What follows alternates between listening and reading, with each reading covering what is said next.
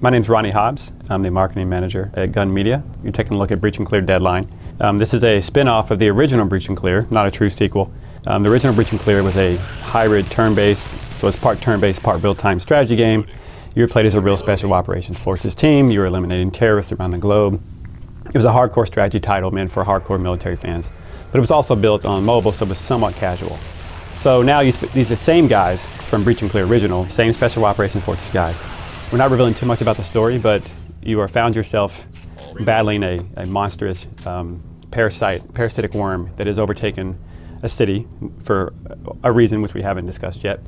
So here you are just in an overview, one of our hubs, which is really just a zone of Arbor City, which is very much like Boston. So you're here watching at street level, and what he's doing now is very reminiscent of what you can do in the original Breach and Clear, which is he's in command mode right now. So at any point in the game, you can tap L bumper and it'll bring up command mode. And based on what you've unlocked and what class your character is, you now have abilities that you can use freely. So at that time, he just simply ordered his guys to just spread out and do a flanking maneuver there.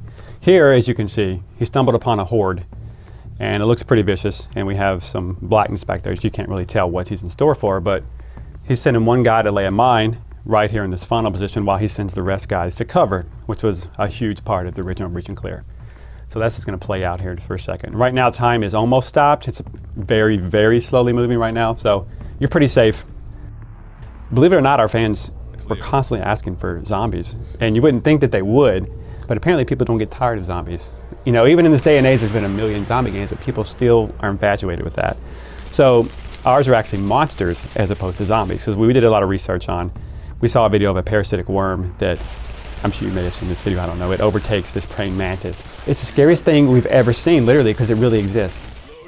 We have two options. We have normal mode, which is no permadeath. Then we have a permadeath mode. So in permadeath mode, if you level your guy to level 25 and he's named after your best friend and he dies, he's gone. You have to find a survivor, which we'll talk about here in a few minutes, to replace your team. In normal mode, they just get incapacitated and they're down and out, and when you get back to a safe hub, like a safe house, you can bring them back into the fight. So we wanted to provide that super hardcore option for permadeath if you wanted. Right now he's picking up ammo, and if you notice he stumbled in off the street, it was pure blackness. He couldn't really tell what was inside the building until he got in here. Sometimes that will get you in trouble if you start exploring places maybe you shouldn't be, or you're not leveled up enough. So if you notice here, here's another aspect of the original Breach and Clear. He's going to put a breaching charge on that door. Now what happens is, it's super noisy. So he could have potentially alerted all the zombies in the area to this explosion.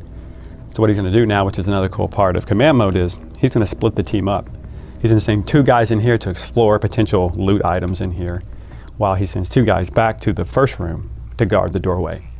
So once again, this is very, very reminiscent of the original Breach and Clear, a high-level strategy thing that you would do if you were in the special operations.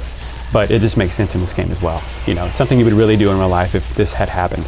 You would want to be very careful about what you're doing. So the horde's rushing in. You can, on the fly, just with the D-pad, change characters. You can become any one of the four characters, and you can control them instantly. So if you don't feel the computer or the AI is doing what you want them to do, you just switch over. And each of the four guys is a different class. So those are classes that you'll create, and then you'll unlock abilities because they all have their own skill tree. So if there's like a breacher, there's a scout, there's a medic, there's a fire team leader, all those have their own options. He found a loot. So these are four weapons that we're not going to show you the menu yet today. You'll be able to, those will be random loot, like M4s or other weapons that are potentially stronger than what you have, very Borderlands-esque. So, but what's cool is though we still kept the Breach and Clear name pretty good, that when all these weapons are authentic.